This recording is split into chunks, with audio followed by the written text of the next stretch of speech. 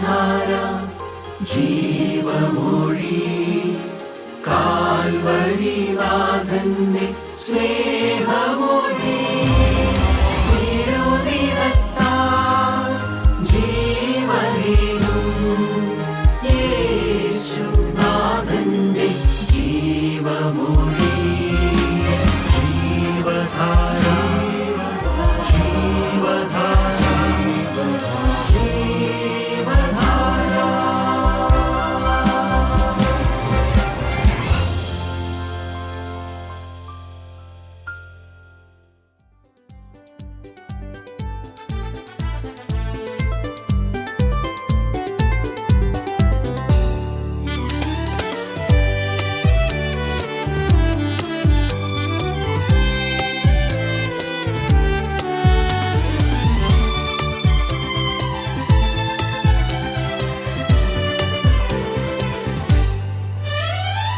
പാപിയാമെന്നിൽ ചൊരിഞ്ഞ സ്നേഹമത്ഭുതം വർണ്ണിപ്പാനധരങ്ങൾക്കാവതില്ല. പാപിയാമെന്നിൽ ചൊരിഞ്ഞ സ്നേഹമത്ഭുതം വർണ്ണിപ്പാനധരങ്ങൾക്കാവതില്ല. ഒന്നു കാണാൻ എനിക്കാശയാൽ എന്റെ സർവാംഗ സുന്ദരനേ. ഒന്നു കാണാൻ എനിക്കാശയാൽ എന്റെ സർവാംഗ സുന്ദരനേ. വിദൂരമല്ല വിദൂരമല്ല ആ മഹൽ സംഗമം. വിദൂരമല്ല വിദൂരമല്ല ആ മഹൽ സംഗമം. വിദൂരമല്ല വിദൂരമല്ല ആ മഹൽ സംഗമം. വിദൂരമല്ല വിദൂരമല്ല ആ മഹൽ സംഗമം.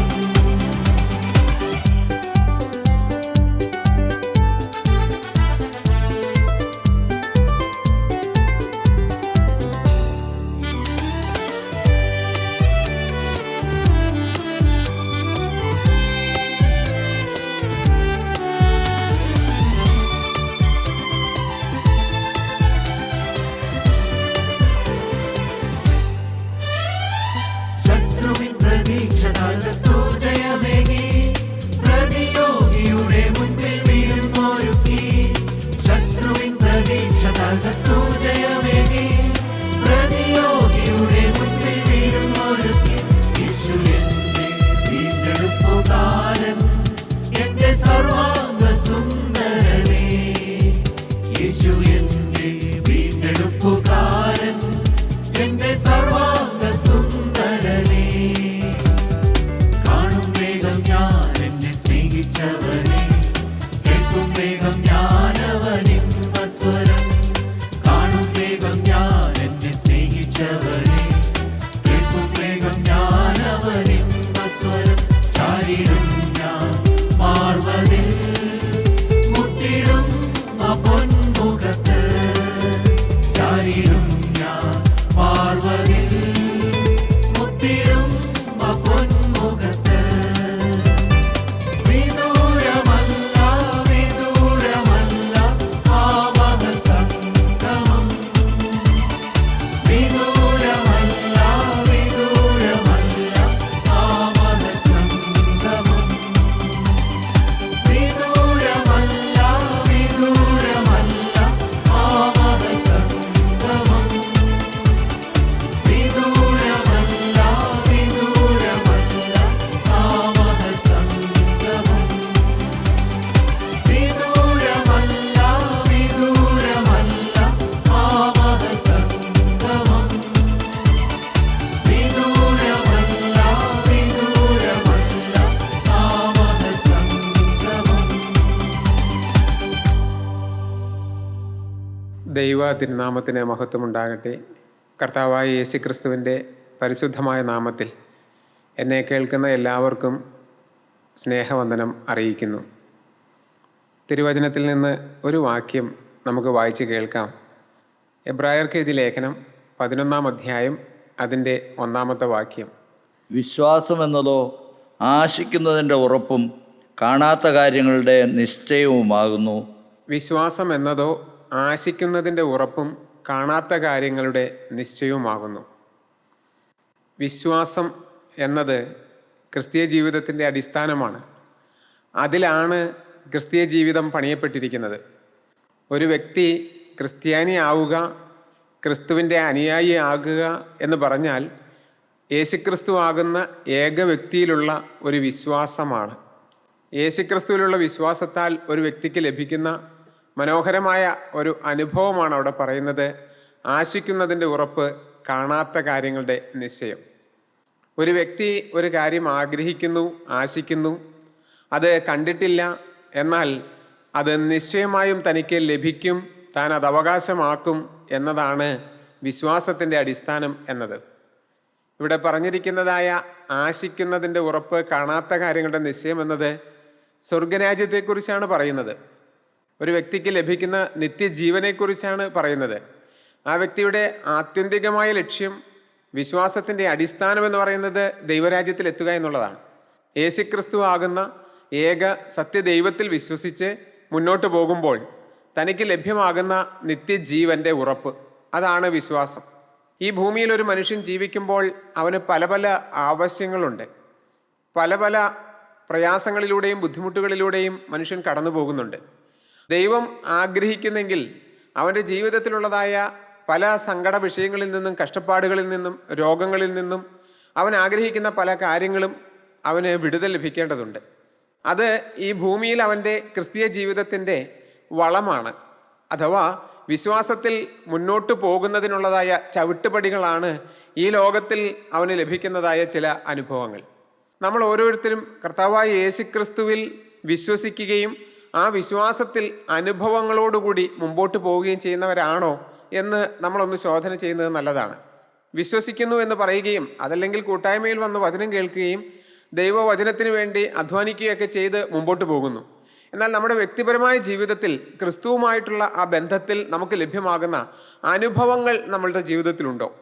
അത് ഭൗതികമായ അനുഭവങ്ങൾ മാത്രമല്ല, ആത്മീകമായ അനുഭവങ്ങളും നമുക്ക് ലഭ്യമാണ്. ദൈവത്തിന് സ്തോത്രം. ഈ അനുഭവങ്ങളിലൂടെയാണോ നമ്മുടെ വിശ്വാസ ജീവിതം ഇന്ന് മുന്നോട്ട് പോകുന്നത്? ദൈവത്തിന് സ്തോത്രം.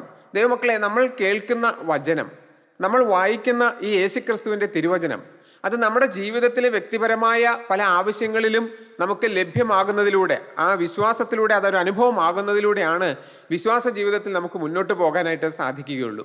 ഈ യേശുക്രിസ്തുവിലുള്ള വിശ്വാസത്താൽ ജീവിതത്തിൽ അനുഭവം നേടിയതായ ഒരു വ്യക്തിയെക്കുറിച്ച് അല്പനേരം ചിന്തിക്കാനാണ് ഞാൻ ആഗ്രഹിക്കുന്നത്. മർക്കോസിൻ്റെ സുവിശേഷം 5-ാം അധ്യായം 25-ാമത്തെ വാക്യം. 12 സംവത്സരമായിട്ട് രക്തസ്രവമുള്ളവളായി പല വൈദ്യന്മാരാലും ഏറിയൊന്ന് സഹിച്ച് തനിക്കുള്ളതൊക്കെയും ചെലവഴിച്ചിട്ടും ഒട്ടും ഭേദം വരാതെ ഏറ്റവും പരവശയായി തീർന്നിരുന്ന ഒരു സ്ത്രീ യേശുവിൻ്റെ വർത്തമാനം കേട്ടു. ദൈവത്തിന് സ്തോത്രം. ദൈവമക്കളെ, ആ ഒരു ഒറ്റ വചനത്തിൽ ഒരു സ്ത്രീ വർഷങ്ങളായി 12 വർഷമായിട്ട് അനുഭവിക്കുന്ന വലിയ ഭാരത്തിൻ്റെ ഒരു കെട്ട് തന്നെ അവിടെ അഴിച്ചു വയ്ക്കുന്നുണ്ട്, പറയുന്നുണ്ട്. നാം വായിച്ചത് ഇങ്ങനെയാണ്: 12 സംവത്സരമായിട്ട് രക്തസ്രവമുള്ളവളായി. അപ്പോൾ ഇപ്പോഴും മാറിയിട്ടില്ല. 12 വർഷമായി ഈ ബ്ലീഡിങ് ഡിസീസുമായിട്ട് ആ സ്ത്രീ ജീവിക്കുകയാണ്. ഒരു വ്യക്തിക്ക്, ഒരു സ്ത്രീക്ക് 12 വർഷമായി ബ്ലീഡിങ് ഡിസീസ് ഉണ്ടെങ്കിൽ അവരുടെ ശരീരപ്രകൃതി ഒന്ന് ആലോചിച്ച് നോക്കൂ. എല്ലും തോലുമായി കാണണം, അല്ലേ? ശരീരം തന്നെ അങ്ങ് മെലിഞ്ഞ് വല്ലാത്ത രീതിയിലായിട്ടുണ്ട്. പുറത്ത് മനുഷ്യരുടെ ഇടയിൽ ഇറങ്ങി നടക്കാൻ പോലും കഴിയാത്ത രീതിയിൽ അതുപോലെ ക്ഷീണിതയായി, അതുപോലെ ലജ്ജാഭാരത്തോടു കൂടി നടക്കുന്നതായ ഒരു സ്ത്രീ വൈദ്യന്മാരുടെ അടുക്കൽ പോയി അവർ പലതരത്തിലുള്ളതായ ചികിത്സകൾ ചെയ്തു. ഏറിയൊന്ന് അവൾ സഹിച്ചു എന്നാണ് നാം വായിക്കുന്നത്. പലതരത്തിലുള്ളതായ പരിശോധനകൾ, പലതരത്തിലുള്ളതായ ട്രീറ്റ്മെൻറ്റുകൾ എല്ലാം അവൾ സഹിച്ചു. ഒരു പക്ഷേ പഥ്യം നോക്കിക്കാണാം, എന്തെല്ലാം കഷായങ്ങൾ കഴിച്ച് കാണാം. ഇന്നത്തെ കാലം അല്ലല്ലോ, അന്നത്തെ കാലത്ത് അങ്ങനെയൊക്കെ ചിലപ്പോൾ സംഭവിച്ചു കാണാം. ഞാൻ അങ്ങനെ ചിന്തിക്കുകയാണ്. ദൈവമക്കളെ, എന്തെല്ലാം തിക്തമായ അനുഭവങ്ങളിലൂടെ ഈ സ്ത്രീ കടന്നുപോയി. വീണ്ടും നാം വായിക്കുന്നത്, തനിക്കുള്ളതൊക്കെയും ചെലവഴിച്ചിട്ടും പല പല വൈദ്യന്മാരെ മാറി മാറി കണ്ട് 12 വർഷം കൊണ്ട് തനിക്കുണ്ടായിരുന്നതായ സ്വത്ത് മുഴുവനും, സമ്പത്ത് മുഴുവനും ചെലവഴിച്ചു. രോഗത്തിന് സൗഖ്യവുമില്ല, കയ്യിലുള്ള പണവും തീർന്നു. ഒരു വലിയ പ്രതിസന്ധിയുടെ മുമ്പിലാണ് ഈ സ്ത്രീ നിൽക്കുന്നത്. വലിയ പ്രയാസത്തിൻ്റെ മുമ്പിലാണ് ഈ സ്ത്രീ നിൽക്കുന്നത്. നമ്മളിന്ന് തിരിഞ്ഞു നോക്കുമ്പോൾ നമ്മളിൽ പലരുടെയും അനുഭവം ഇങ്ങനെയൊക്കെ തന്നെയല്ലേ? നല്ല ആഗ്രഹത്തോടു കൂടി പലപ്പോഴും പല പ്രസ്ഥാനങ്ങളും ആരംഭിക്കും. കടം മേടിച്ചാകാം, ലോൺ എടുത്താകാം, ഒരു ബിസിനസ് തുടങ്ങുന്നു. ആദ്യമൊക്കെ വലിയ തിരക്കേടില്ലാതെ കുഴപ്പമില്ലാതെ ബിസിനസ് മുമ്പോട്ട് പോകും. എന്നാൽ പെട്ടെന്നായിരിക്കും കടം വന്ന് കയറുന്നത്. ബിസിനസ്സിൽ ഒരിക്കലും പ്രതീക്ഷിക്കാത്ത രീതിയിൽ തകർച്ച വരുന്നത്. പിന്നെ ലോൺ അടയ്ക്കാൻ കഴിയാതെ, ബിസിനസ് മുന്നോട്ട് കൊണ്ടുപോകാൻ കഴിയാതെ കടഭാരം ഏറി വരുന്നു. ഉണ്ടായിരുന്ന സ്വത്തെല്ലാം ഒരുപക്ഷെ ലോണായിട്ട് വെച്ചിരിക്കുകയാണ്, ബാങ്കിലിരിക്കുകയാണ്. അതെടുക്കാൻ പറ്റാതെ അതിൻ്റെ മേൽ പലിശ കയറി അത് അവസാനം ജപ്തി ചെയ്യുന്ന അവസ്ഥയിലേക്ക് എത്തുന്നു. ദൈവമക്കളെ, ഇങ്ങനെയുള്ള അനുഭവങ്ങൾ ധാരാളമില്ലേ? സ്വസ്ഥമായി ഒരുപക്ഷെ ജീവിച്ചു വരികയായിരുന്നിരിക്കാം. പെട്ടെന്നാണ് ഒരസുഖമായിട്ട്, ശരീരത്തിലൊരു ബുദ്ധിമുട്ടായിട്ട് അനുഭവപ്പെടുന്നത്. പോയി ഡോക്ടറെ കാണുമ്പോഴാണ് അറിയുന്നത് മാരകമായ രോഗമാണ്. എത്രയോ വ്യക്തികൾ അതുപോലെയുള്ളതായ അനുഭവത്തിലൂടെ കടന്നു പോകുന്നു. പിന്നീട് ചികിത്സകളായി, അതിനു വേണ്ടിയിട്ടുള്ളതായ അലച്ചിലായി, ഓട്ടമായി, എല്ലാം തകർന്ന് തരിപ്പണമാകുന്ന ഒരു അനുഭവം. സമ്പത്തെല്ലാം ചെലവഴിച്ചിട്ടും പിന്നെ സൗഖ്യം വരാതെ വലഞ്ഞുപോയ അനുഭവങ്ങൾ.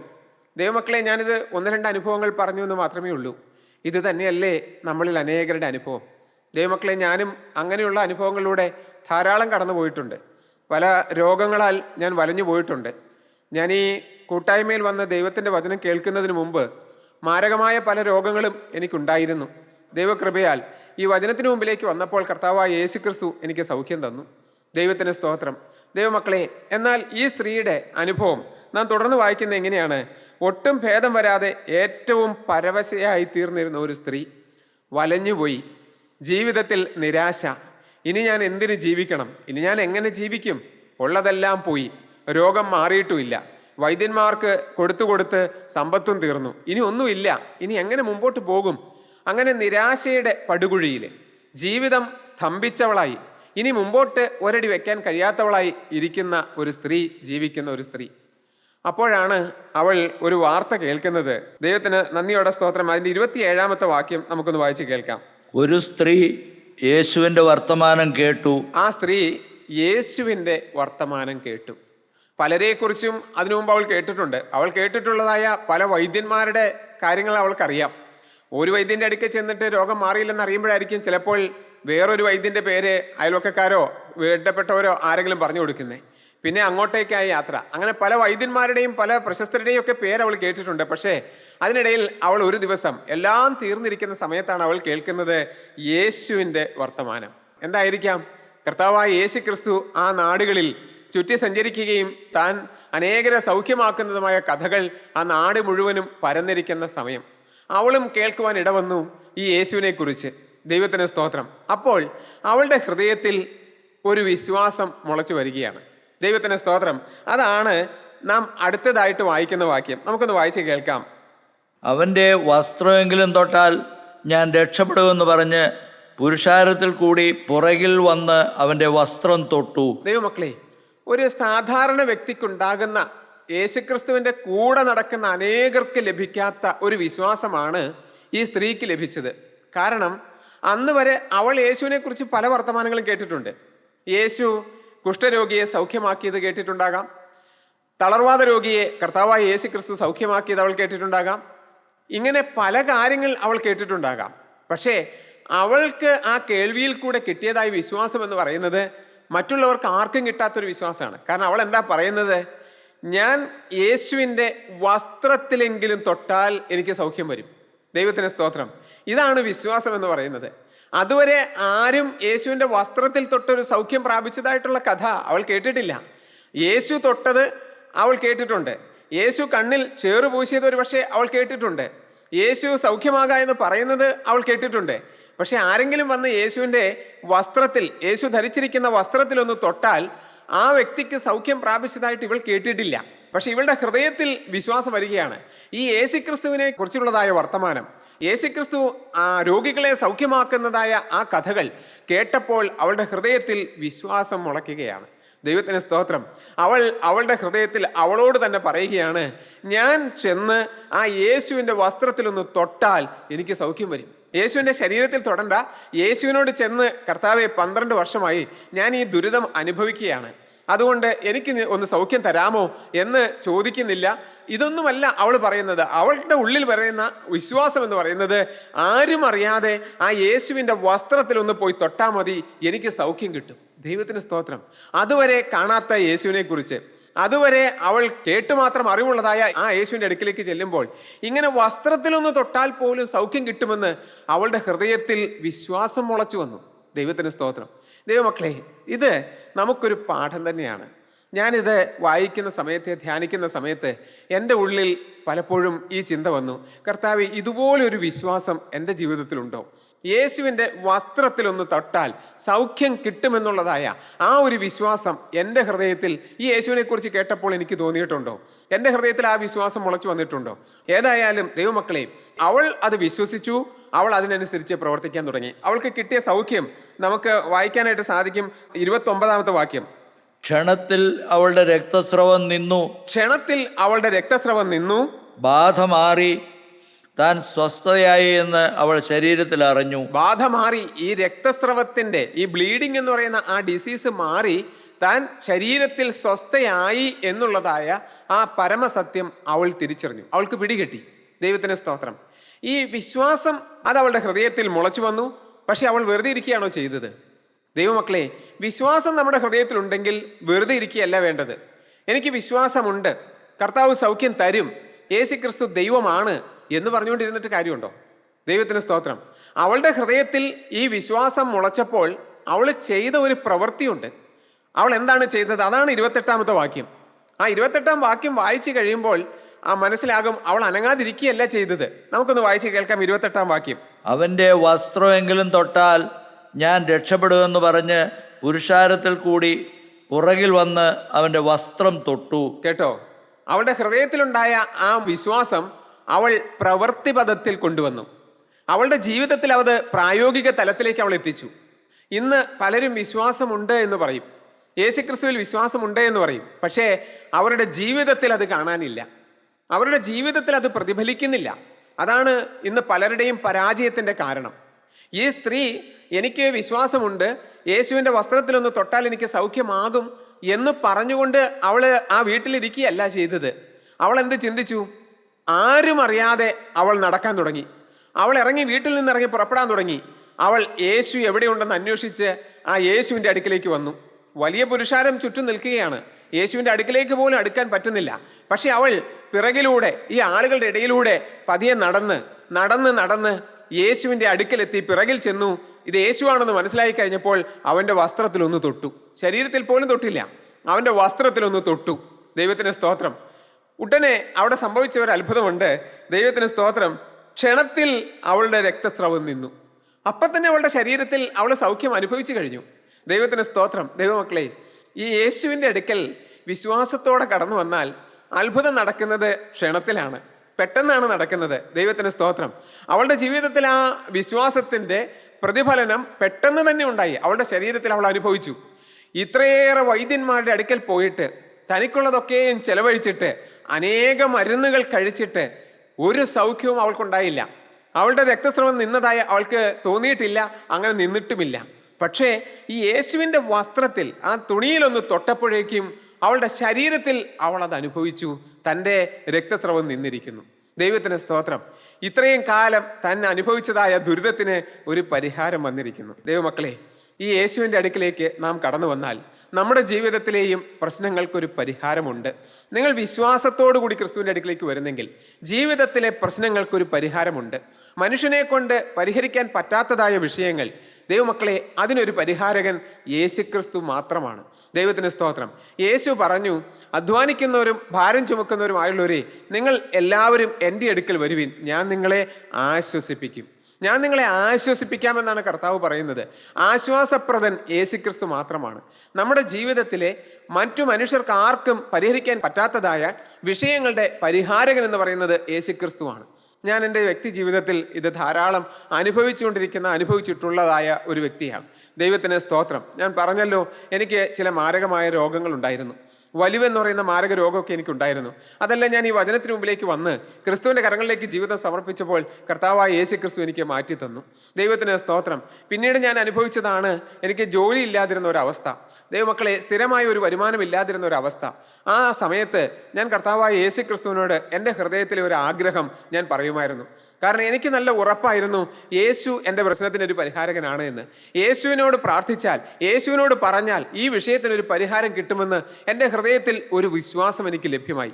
അതുകൊണ്ട് ഞാൻ അന്ന് മുതൽ എൻ്റെ ഹൃദയത്തിൽ പ്രാർത്ഥിക്കാൻ തുടങ്ങി, കർത്താവേ, എനിക്ക് ഇന്ന ഒരു ജോലി, എൻ്റെ മനസ്സിൽ ആഗ്രഹം വന്നതായ ഒരു ജോലി, ദൈവത്തിന് സ്തോത്രം, ആ ജോലി വേണമെന്ന് ഞാൻ കർത്താവിനോട് പ്രാർത്ഥിക്കാൻ തുടങ്ങി. ആ 12 വർഷമായി രക്തസ്രവമുള്ളവളായി ആ വലഞ്ഞുപോയ സ്ത്രീയുടെ ജീവിതത്തിൽ സംഭവിച്ചതുപോലെ യേശുവിൻ്റെ ശരീരത്തിലെ ആ വസ്ത്രത്തിലൊന്ന് തൊട്ടപ്പോൾ തന്നെ അവൾക്ക് സൗഖ്യം കിട്ടിയതുപോലെ ഞാൻ പ്രാർത്ഥിച്ച ഉടനെ എനിക്ക് കിട്ടിയില്ല കേട്ടോ. പക്ഷേ ഞാൻ മടുത്തു പോകാതെ പ്രാർത്ഥിച്ചു കൊണ്ടിരുന്നു. ഞാൻ യേശുവിനോട് മടുത്തു പോകാതെ തന്നെ പ്രാർത്ഥിച്ചു കൊണ്ടിരുന്നു. ഞാൻ നിങ്ങളോട് പറയട്ടെ, തക്ക സമയം വന്നപ്പോൾ കർത്താവായ യേശു ക്രിസ്തു എനിക്ക് ആരുടെയും സഹായമില്ലാതെ, ലോകത്തിലുള്ളതായ ഒരു മനുഷ്യൻ്റെയും റെക്കമെൻഡേഷൻ ഇല്ലാതെ കർത്താവ് ഞാൻ ആഗ്രഹിച്ചതായ ജോലി എനിക്ക് നൽകി. ഞാൻ ആഗ്രഹിച്ചതായ ജോലി, എൻ്റെ ഹൃദയത്തിൽ ഉണ്ടായിരുന്നതായ ജോലി, അത് തന്നെ കർത്താവായ യേശു ക്രിസ്തു എനിക്ക് നൽകി. ദൈവത്തിന് നന്ദിയോടെ സ്തോത്രം. പിന്നെയും എനിക്ക് പറയുകയാണെങ്കിൽ വിശ്വാസത്തിൻ്റെ പല വഴികളിലൂടെ കർത്താവ് എന്നെ നടത്തിയത് എനിക്കറിയാം. ദൈവത്തിന് സ്തോത്രം. ദൈവമക്കളെ, ഈ യേശു ക്രിസ്തുവിൻ്റെ കരങ്ങളിലേക്ക് ജീവിതം വെച്ചു കൊടുത്താൽ എത്ര മനോഹരമായിട്ട്, എത്ര സുന്ദരമായിട്ട് കർത്താവായ യേശു ക്രിസ്തു നടത്തും. ദൈവത്തിന് സ്തോത്രം. കഷ്ടപ്പാടുകളോ ദുരിതങ്ങളോ ഭാരങ്ങളോ പ്രയാസങ്ങളോ ഒന്നും ഇല്ല എന്നല്ല. പലതരത്തിലുള്ളതായ കഷ്ടപ്പാടുകൾ വരും, ദുരിതങ്ങളൊക്കെയും വരും, പലതരത്തിലുള്ളതായ ബുദ്ധിമുട്ടുകൾ മുമ്പോട്ട് പോകുമ്പോൾ ഉണ്ടാകും. പക്ഷേ അതിലെല്ലാം കർത്താവായ യേശു ക്രിസ്തു തൻ്റെ കരത്തിൽ താങ്ങിക്കൊണ്ട് നടക്കുന്നത് നമുക്ക് അനുഭവിക്കാനായിട്ട് സാധിക്കും. ഭാരവിഷയങ്ങൾ വരുമ്പോൾ അത് യേശു ക്രിസ്തു ഏറ്റെടുക്കുന്നത് നമുക്ക് അനുഭവിക്കാനായിട്ട് സാധിക്കും. നമ്മുടെ ഹൃദയത്തിലെ ഭാരം അത് ക്രിസ്തുവിൻ്റെ കരങ്ങളിലേക്ക് പോകുന്നത്, ആ ക്രിസ്തു ഏറ്റെടുക്കുന്നത് നമുക്ക് അനുഭവിക്കാനായിട്ട് സാധിക്കും. ദൈവത്തിന് നന്ദിയോടെ സ്തോത്രം. ദൈവമക്കളെ, ഞാൻ ഓർക്കുന്നുണ്ട്, ഞാൻ മാനസാന്തരപ്പെട്ട് അധിക നാളുകൾ കഴിയുന്നതിന് മുമ്പ് എൻ്റെ വീട്ടിൽ നിന്ന് അല്പം മാറി 2 വർഷത്തോളം ഒരു ഹോസ്റ്റലിൽ താമസിച്ച് എനിക്ക് പഠിക്കേണ്ടതായിട്ട് വന്നു. അത് വീട്ടിൽ നിന്ന് ഏകദേശം 10-75 കിലോമീറ്റർ അകലെയാണ്. അവിടെ പോയി 2 വർഷത്തോളം ഞാൻ ആ ഹോസ്റ്റലിൽ താമസിച്ചു. എൻ്റെ ജീവിതത്തിലുള്ളതായ പാപത്തോട് പോരാടുന്ന ഒരു സമയമായിരുന്നു. ഈ യേശുവിൻ്റെ വചനം കേട്ട് ആ മാനസാന്തരത്തിൻ്റെ ആദ്യ നാളുകളായിരുന്നു. അന്ന് എന്നെ വലച്ചു കളഞ്ഞതായ പല വിഷയങ്ങൾ എൻ്റെ ജീവിതത്തിലുണ്ട്. മറ്റൊന്നുമല്ല, ഈ വചനം സ്ഥിരമായി കേൾക്കുമ്പോൾ എൻ്റെ ജീവിതത്തിൽ കിടക്കുന്ന പാപം അത് പൊങ്ങി വരാനായിട്ട് തുടങ്ങി. ആ പാപത്തിന്മേൽ ജയം കിട്ടണമെന്ന് എനിക്ക് മനസ്സിലായി. അതുകൊണ്ട് ഞാൻ ആ നാളുകളിൽ ഉപവാസത്തോടിരിക്കുന്ന സമയമായിരുന്നു. ചിലപ്പോൾ 3 ദിവസമൊക്കെ ഭക്ഷണം കഴിക്കാതെ ഉപവസിക്കും. രാവിലെയും വൈകിട്ടും വെള്ളം കുടിക്കും. ഒരു നേരം മാത്രം ചില സമയത്ത് ആഹാരം കഴിക്കും. ചിലപ്പോൾ 3 ദിവസമാകുന്ന സമയത്ത് വരെ ഒരു നേരത്തെ ആഹാരം കഴിച്ച് ഉപവാസത്തോടെ നിന്നു. കാരണം പാപത്തിന്മേൽ ജയം കിട്ടണമെന്നുള്ള ആഗ്രഹത്തോടു കൂടി. ദൈവത്തിന് സ്തോത്രം. അങ്ങനെ ഇരിക്കുമ്പോൾ ഒരു ദിവസം രാത്രി ഏകദേശം ഒരു 12 മണിക്ക് ശേഷം അല്ലെങ്കിൽ 1 മണിക്ക് ശേഷം ഒക്കെയാണ് ഞാൻ കിടക്കുന്നത്. ദൈവമക്കളെ, അങ്ങനെ ഞാൻ കിടന്നു. ഒരു 2-2:30 ആയിക്കഴിഞ്ഞപ്പോൾ ഞാൻ ഉറക്കമുണർന്നു. ലൈറ്റ് ഇട്ടിട്ടില്ല, ഞാൻ അങ്ങനെ തന്നെ കിടക്കുകയാണ്. പെട്ടെന്ന് ഞാൻ എഴുന്നേറ്റ് കഴിഞ്ഞപ്പോൾ എൻ്റെ കണ്ണ് തുറന്നു, ഉറക്കമുണർന്നു. അപ്പോൾ ഞാൻ ഇങ്ങനെ ചിന്തിക്കുകയാണ്, ഇപ്പോൾ ഈ മുറിക്കകത്തെങ്ങാനും വല്ല പാമ്പും കയറിയിട്ടുണ്ടോ? ഞാൻ ഈ മുറിക്കകത്ത് കിടക്കുമ്പോൾ, അപ്പോൾ ഞാൻ താമസിക്കുന്ന ആ ഹോസ്റ്റലിൻ്റെ ചുറ്റുമൊക്കെ ധാരാളം പാമ്പുകളെ പലപ്പോഴും ഞങ്ങൾ കണ്ടിട്ടുണ്ട്, ആ ഹോസ്റ്റലിലെ മറ്റു മുറികളിൽ താമസിക്കുന്നവരുൾപ്പെടെ. അതുകൊണ്ട് ഒരു പാമ്പിൻ്റെ ശല്യമുള്ള സ്ഥലമാണ്. അപ്പോൾ ഞാനിങ്ങനെ ചിന്തിക്കുകയാണ്, ഇപ്പോൾ ഈ രാത്രിയിലെങ്ങാനും വല്ല പാമ്പും ഈ മുറിയിൽ കയറിയിട്ടുണ്ടോ? എൻ്റെ ഹൃദയത്തിൽ അങ്ങനെ തോന്നുകയാണ്. ദൈവത്തിന് സ്തോത്രം. ദൈവമക്കളെ, പെട്ടെന്ന് ഞാൻ കട്ടിലിൽ കിടന്നുകൊണ്ട് തന്നെ ഞാൻ കൈ ഉയർത്തി ആ റൂമിലെ ലൈറ്റ് ഓൺ ചെയ്തു. അതിനുശേഷം ഞാൻ കട്ടിലിൽ എഴുന്നേറ്റിരുന്നു. എന്നിട്ട് ഞാൻ താഴോട്ട് നോക്കി. ഞാൻ നോക്കിയപ്പോൾ കാണുന്ന ഒരു കാഴ്ച, ഞാൻ കട്ടിലിൽ നിന്ന് ഇറങ്ങാനായി കാലെടുത്ത് വെച്ചാൽ കൃത്യമായിട്ട് പാമ്പിൻ്റെ മകളിൽ ചവിട്ടത്തക്ക രീതിയിൽ ഒരു പാമ്പ് അവിടെ കിടക്കുന്നു. ദൈവമക്കളെ, എനിക്ക് ഈ പാമ്പ് ഏറ്റവും പേടിയുള്ള സാധനമാണ്. ഞാൻ ഉടനെ തന്നെ ഈ മുറിയുടെ വശത്ത് എൻ്റെ കട്ടിലിനോട് ചേർന്ന് ഒരു വടി വെച്ചിട്ടുണ്ട്. കാരണം ഈ പാമ്പിൻ്റെ ശല്യം ഉള്ള സ്ഥലമായതുകൊണ്ട് ഞാൻ ഈ വടി എടുത്തു. പക്ഷേ എനിക്ക് താഴെ ഇറങ്ങി തല്ലിക്കൊല്ലാനൊന്നും എനിക്ക് ധൈര്യം വരുന്നില്ല. ഞാൻ അതിനെ കോല് കൊണ്ട് ഒന്ന് തോണ്ടി. അപ്പോഴേക്കും ഈ പാമ്പ് ചാടി ഇങ്ങനെ എഴുന്നേറ്റു. വെളിച്ചവും വന്നു. ഞാൻ ഈ കോല് കൊണ്ട് തോണ്ടുകയും ചെയ്തു. ദൈവമക്കളെ, ഞാൻ വിറച്ചുപോയി. ഞാൻ കർത്താവിനോട് പ്രാർത്ഥിച്ചു, കർത്താവേ, ഇതിനെ കൊല്ലാനുള്ള ധൈര്യമൊന്നും എനിക്കില്ല. ഇത് ഇവിടെ ഉണ്ടെന്ന് പോലും ഞാൻ അറിഞ്ഞില്ല. നീയാണ് എന്നെ എഴുന്നേൽപ്പിച്ചത്. ദൈവത്തിന് സ്തോത്രം. ദൈവമക്കളെ, ഞാനിങ്ങനെ നോക്കിക്കൊണ്ടിരുന്നു. അപ്പോൾ ഈ പാമ്പ് പതിയെ ഇറങ്ങി. ഞാൻ നോക്കുമ്പോൾ അത് വന്ന വഴി എനിക്ക് പിടികിട്ടി. അത് ആ വാതിലിൻ്റെ ഇടയ്ക്ക് ഒരു ചെറിയ ദ്വാരം, അതിൻ്റെ ഉള്ളിലൂടെ ഇത്രയും വലിയൊരു പാമ്പ് കടന്നു വരുമെന്ന് പോലും നമുക്ക് തോന്നില്ല. അത് പതിയെ സാവധാനത്തിൽ അതിലൂടെ തന്നെ ഇറങ്ങിപ്പോയി. ദൈവമക്കളെ, ഞാൻ ഓർക്കുകയാണ്, ദൈവത്തിന് സ്തോത്രം, ആ സമയത്ത് എന്നെ എഴുന്നേൽപ്പിച്ചത്, എന്നെ ഈ അപകടത്തിൽ നിന്ന് രക്ഷിച്ചത് ആരാണ്? ദൈവത്തിന് നന്ദിയോടെ സ്തോത്രം. ദൈവമക്കളെ, യേശുക്രിസ്തുവിൻ്റെ കരങ്ങളിലേക്ക് ജീവിതം വെച്ചു കൊടുത്താൽ മനോഹരമായി നടത്തുന്ന ഒരു ദൈവമുണ്ട്. ഇതുപോലെ എത്രയെത്ര അനുഭവങ്ങളിലൂടെ കർത്താവ് നടത്തുന്നു. ദൈവത്തിന് സ്തോത്രം. 30-ാമത്തെ വാക്യം നമുക്കൊന്ന് വായിക്കാം. ഉടനെ യേശു തങ്കൽ നിന്ന് ശക്തി പുറപ്പെട്ടു എന്ന് ഉള്ളിൽ അറിഞ്ഞിട്ട് മതി. ഉടനെ യേശു തങ്കൽ നിന്ന് ശക്തി പുറപ്പെട്ടു എന്ന് ഉള്ളിൽ അറിഞ്ഞു. തൊട്ട് മുമ്പ് നമ്മൾ വായിക്കുന്നത് എങ്ങനെയാണ്? ബാധ മാറി താൻ സ്വസ്ഥയായി എന്ന് അവൾ ശരീരത്തിൽ അറിഞ്ഞു. യേശുവിൻ്റെ പിറകിൽ വന്ന് ആരും അറിയാതെ ഈ സ്ത്രീ ആ യേശുവിൻ്റെ വസ്ത്രത്തിൽ ഒന്ന് തൊട്ട ഉടനെ അവൾ ശരീരത്തിൽ അറിഞ്ഞു തൻ്റെ ബാധ മാറി, തൻ്റെ ശരീരത്തിൽ സൗഖ്യം വന്നു. ഉടനെ നാം വായിക്കുന്നത് യേശു മറ്റൊരു കാര്യം അറിയുന്നു. തൻ്റെ വസ്ത്രത്തിൽ ആരോ തൊട്ടതായി യേശുവിന് മനസ്സിലായി. കാരണം യേശുവിൻ്റെ ശരീരത്തിൽ നിന്ന് ശക്തി പുറപ്പെട്ടു. ദൈവത്തിന് സ്തോത്രം. സ്ത്രീയെക്കുറിച്ച് വായിക്കുന്നത് ഇങ്ങനെയാണ്: ബാധ മാറി താൻ സ്വസ്ഥയായി എന്ന് അവൾ ശരീരത്തിൽ അറിഞ്ഞു. ഉടനെ യേശു തങ്കൽ നിന്ന് ശക്തി പുറപ്പെട്ടു എന്ന് ഉള്ളിൽ അറിഞ്ഞു. ദൈവത്തിന് സ്തോത്രം. ഇത് ആണ് വിശ്വാസ ജീവിതം എന്ന് പറയുന്നത്. എന്താണ് ആ പറഞ്ഞതിൻ്റെ അർത്ഥം? ദൈവത്തിന് സ്തോത്രം. താൻ വിശ്വസിക്കുന്നതായ യേശുക്രിസ്തുവിൽ നിന്ന് തനിക്ക് ശക്തി ലഭിച്ചതായിട്ട് വിശ്വാസി അറിയുന്നു. തൻ്റെ ശരീരത്തിൽ നിന്ന് ശക്തി പുറപ്പെട്ടതായിട്ട് യേശു അറിയുന്നു. യേശുവും വിശ്വാസിയും തമ്മിലുള്ളതായ ഒരു ബന്ധം. ദൈവത്തിന് സ്തോത്രം. ദൈവമക്കളെ, യേശുവിൽ നിന്ന് ശക്തി പുറപ്പെട്ട് വിശ്വാസിയുടെ ശരീരത്തിൽ സൗഖ്യം കിട്ടുന്നതായ അനുഭവം. ദൈവത്തിന് സ്തോത്രം. യേശുവുമായിട്ടുള്ള ഒരു ബന്ധം, ഇത് മറ്റാരെയും കൂട്ടുപിടിക്കേണ്ടതായ ഒരു ബന്ധമല്ല. ഈ വിശ്വാസ ജീവിതം എന്ന് പറയുന്നത് ഒരു വ്യക്തി യേശുക്രിസ്തുവിനോട് ചേർന്ന് പോകുന്ന, യേശുക്രിസ്തുവിൽ നിന്ന് ശക്തി ലഭിക്കുന്നതായ ഒരു അനുഭവം. അത് യേശുവും ആ വ്യക്തിയും തമ്മിലുള്ളതായ ബന്ധമാണ്. ദൈവത്തിന് സ്തോത്രം. ദൈവമക്കളെ, നമ്മുടെ ജീവിതത്തിൽ ഈ യേശുവിനോടുള്ളതായ വിശ്വാസത്തിൽ, ക്രിസ്തുവാകുന്ന ആ ഏക സത്യ ദൈവത്തിലുള്ളതായ വിശ്വാസത്തിലാണോ നാം മുമ്പോട്ട് പോകുന്നത്? ഞാൻ ഉറപ്പിച്ച് നിങ്ങളോട് പറയാം, നിങ്ങളുടെ ജീവിതം യേശുക്രിസ്തുവിൻ്റെ കരങ്ങളിലേക്ക് നിങ്ങളൊന്ന് വെച്ചു കൊടുത്താൽ ദൈവമക്കളെ, ഈ ഒരു ബന്ധം നമുക്ക് ലഭ്യമാണ്. ദൈവത്തിന് സ്തോത്രം. ക്രിസ്തുവിനോട് ഒന്നിച്ച് മുമ്പോട്ട് പോകുന്ന ഒരു ജീവിതം. ഈ ഭൂമിയിൽ എന്തെല്ലാം ഭാരങ്ങളും പ്രയാസങ്ങളും ബുദ്ധിമുട്ടുകളും വന്നാലും അവിടെയെല്ലാം നമ്മെ വഴി നടത്തുന്ന യേശുക്രിസ്തുവിൻ്റെ സാന്നിധ്യത്തിൽ, യേശുക്രിസ്തുവിൽ നിന്നുള്ള ശക്തി അനുഭവിച്ചുകൊണ്ട് ഈ ലോക ജീവിതത്തിൽ സമാധാനത്തോടെ മുന്നോട്ട് പോകുവാൻ നമുക്ക് സാധിക്കും. അങ്ങനെ ഒരു ജീവിതം നിങ്ങൾ ആഗ്രഹിക്കുന്നുണ്ടോ? ക്രിസ്തുവിനോടൊത്തുള്ളതായ ഒരു സമാധാന ജീവിതം, യേശുക്രിസ്തുവിൽ വിശ്വസിച്ചുകൊണ്ടുള്ളതായ, യേശുക്രിസ്തുവിൽ നിന്ന് ശക്തി ദൈനംദിനം പ്രാപിച്ചുകൊണ്ടുള്ളതായ ഒരു ആത്മീയ ജീവിതത്തിന്, ഒരു ക്രിസ്തീയ ജീവിതത്തിന് നിങ്ങൾക്ക് ആഗ്രഹമുണ്ടോ? എങ്കിൽ നമുക്ക് നമ്മുടെ തലകളെ വണക്കാം, നമുക്ക് പ്രാർത്ഥിക്കാം. സ്നേഹനിധിയായ ഞങ്ങളുടെ ദൈവമേ, കരുണയുള്ള അടിയങ്ങളുടെ വാഴ്ത്തപ്പെട്ട കർത്താവേ, ജീവിതത്തിൽ ഭാരത്തിലും പ്രയാസത്തിലും പല വൈദ്യന്മാരാലും പലതും സഹിച്ച് ഉള്ള സമ്പത്തൊക്കെയും നഷ്ടപ്പെടുത്തി ഒരു ആശ്രയവുമില്ലാതെ വലഞ്ഞു പോയതായ സ്ത്രീയുടെ ഹൃദയത്തിൽ ആ അങ്കുരിച്ചതായ ചെറിയ വിശ്വാസത്താൽ അവളെ സൗഖ്യപ്പെടുത്തി, അവൾക്ക് ശക്തി നൽകി. കർത്താവെ, അവളെ വിശ്വാസത്തിൽ ഉറപ്പിച്ച് ബാധ മാറി സൗഖ്യമായി ജീവിക്കുവാൻ തക്കവണ്ണം ഏൽപ്പിച്ചു കൊടുത്ത കർത്താവെ, അടിയങ്ങളും നിൻ്റെ കരങ്ങളിലേക്ക് ഇന്നത്തെ ദിവസം ഞങ്ങളുടെ ജീവിതത്തെ സമർപ്പിക്കുന്നു. ഞങ്ങളുടെ പാപങ്ങൾക്ക് വേണ്ടി കാൽവരി കുരിശിന്മേൽ മരിച്ച് അവസാനത്തെ തുള്ളി രക്തം വരെയും ഞങ്ങൾക്ക് വേണ്ടി ഒഴുക്കിയ പ്രാണപ്രിയനായ കർത്താവെ, അടിയങ്ങൾ വിശ്വാസ ജീവിതത്തിനായി നിൻ്റെ കരങ്ങളിലേക്ക് ഞങ്ങളുടെ ജീവിതത്തെ സമർപ്പിക്കുന്നു. കർത്താവെ, ജീവിതം നിൻ്റെ കരങ്ങളിലേക്ക് സമർപ്പിച്ച ഓരോരുത്തരിലേക്കും നിൻ്റെ ശക്തി വ്യാപരിക്കുവാൻ തക്കവണ്ണം അവിടെ ഇടയാക്കണമേ. തുടർന്നുള്ളതായ ജീവിതത്തിൽ നിൻ്റെ ശക്തി അനുഭവിച്ചുകൊണ്ട് വിശ്വാസത്തിൽ മുമ്പോട്ട് പോകുവാൻ അവിടെ ഇടയാക്കി തീർക്കണമേ. അവസാന നാളിൽ നിൻ്റെ നിത്യരാജ്യത്തിൽ എത്തിച്ചേരുവാൻ തക്കവണ്ണം ഞങ്ങൾക്ക് ഓരോരുത്തർക്കും ഇടയാക്കി തീർക്കണമേ. എല്ലാ നന്മകൾക്കും കൃപകൾക്കുമായി സ്തോത്രം. യേശുക്രിസ്തുവിൻ്റെ പരിശുദ്ധമായ നാമത്തിൽ തന്നെ